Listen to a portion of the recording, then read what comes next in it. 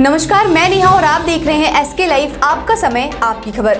आप सभी को एसके लाइव परिवार की तरफ से बड़े दिन की हार्दिक शुभकामनाएं। अब बढ़ते हैं न्यूज हाइलाइट्स की तरफ।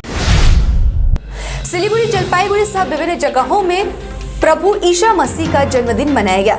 शनिवार को गाजल ब्लॉक के शिवजी नगर के कैथोलिक चर्च में धूमधाम से ईसा मसीह का जन्मदिन मनाया गया।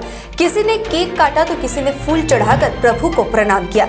इस दौरान चर्च के पादरी ने लोगों को प्रभु यीशु के बारे में बताया। इस दौरान सांस्कृतिक कार्यक्रम का भी आयोजन किया गया। ऑक्सीजन के अभाव में रोगी की मौत को लेकर प्रदर्शन। एम्बुलेंस में ऑक्सीजन की कमी के कारण कोरोना संक्रमित जलपाईगुड़ी के एक युवक अनिरुद्ध बनर्जी की मौत हो गई थी। घटना की जांच को लेकर जलपाईगुड़ी जिला स्कूल के पूर्व छात्रों ने प्रदर्शन किया है। शुक्रवार शाम जलपाईगुड़ी के कदम तालाब में एक स्मृति सभा का भी आयोजन किया गया। सिलीगुड़ी नगर निगम चुनाव से पहले शुक्रवार को सिलीगुड़ी नगर निगम संभवतः अंतिम नगर निगम प्रशासकीय बोर्ड की बैठक की है। बैठक में जलापूर्ति व्यवस्था से लेकर विभिन्न समस्याओं के समाधान के लिए कई निर्णय लिए गए हैं। बैठक के बाद संवाददाताओं को संबोधित करते हुए नगर निगम प्रशासकीय बोर्ड के चेयरमैन गौतम देव ने कहा कि सिलीगुड़ी शहर के विकास कार्य को लेकर बैठक संपन्न किया गया है। पश्चिम बंगाल में राज्यपाल बनाम सरकार मामला अब और भी गहराता जा रहा है। राज्य सरकार अब राज्यपाल की शक्तियों को छीनकर सीएम के हाथों में देने की तैयारी कर रही है। ऐसे में राज्य के शिक्षा मंत्री ब्रत्य बसु का बयान सामने आया है। उन्होंने कहा है कि राज्य सरकार प्रदेश के सभी विश्वविद्यालयों के कुलपति के रूप में ममता बनर्जी को नामित करने पर विचार कर रही है और इसके लिए कानून राय भी ली जा रही है। दरअसल शुक्रवार को राज्यपाल जगदीप धनखड़ ने राज्य के सभी निजी विश्वविद्यालयों के कुलपतियों की बैठक बुलाई थी, लेकिन इससे कोई भी कुलपति नहीं पहुंचा। इसके बाद राज्यपाल जगदीप धनखड़ ने नाराजगी व्यक्त करते हुए कहा कि राज्य की शिक्षा व्यवस्था के हालात चिंताजनक है। इसके कुछ ही देर बाद शिक्षा मंत्री ब्रत्य बसु ने वीडियो जारी कर कहा कि सीएम ममता बनर्जी को सभी विश्वविद्यालयों का चांसलर नियुक्त करने पर कानूनी राय ली जाएगी।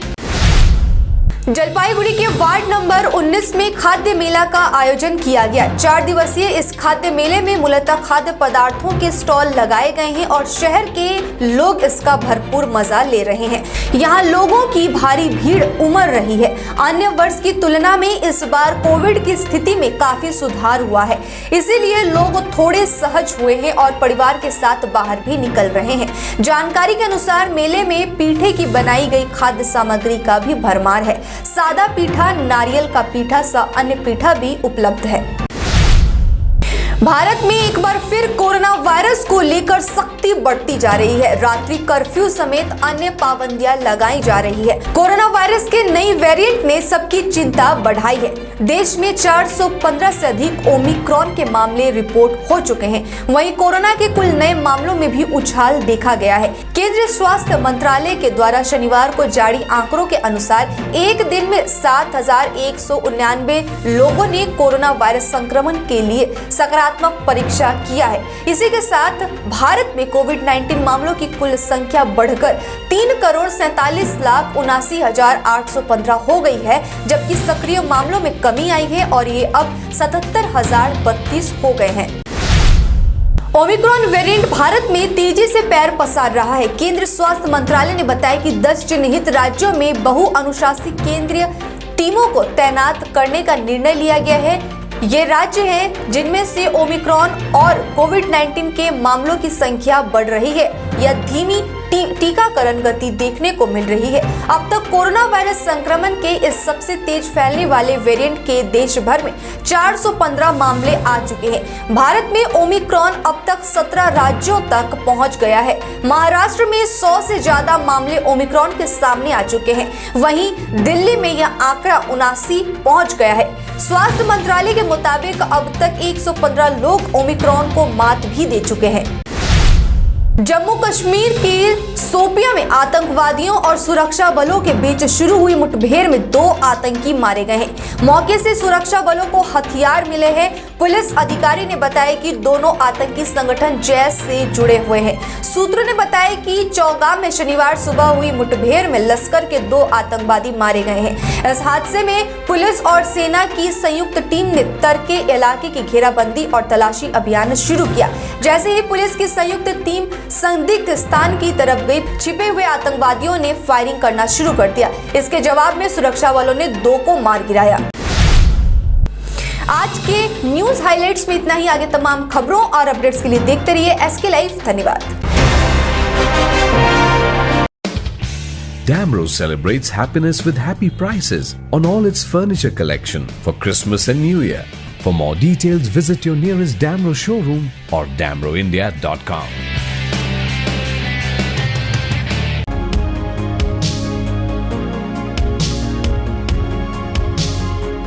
To make a successful career in nursing is now possible.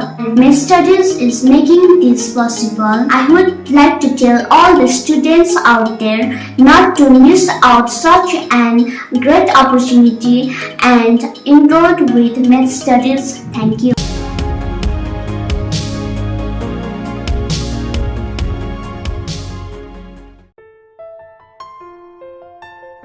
सपनों से भी सुंदर घर हो अपना, PRM बेगराज पूरा करेगा सपना। जी हां, सिलीगुड़ी का सबसे बड़ा आवासीय जहां मौसम खुशनुमा, पहुंच आसान, सुविधा सभी, फुटबॉल ग्राउंड, साथ ही हर खेल और मनोरंजन और बड़ा घर। शहरों के बीच शहर होगा आपका आनंदविल, डागापुर, सिलीगुड़ी। PRM और अजय बेगराज ग्रुप 9735122000।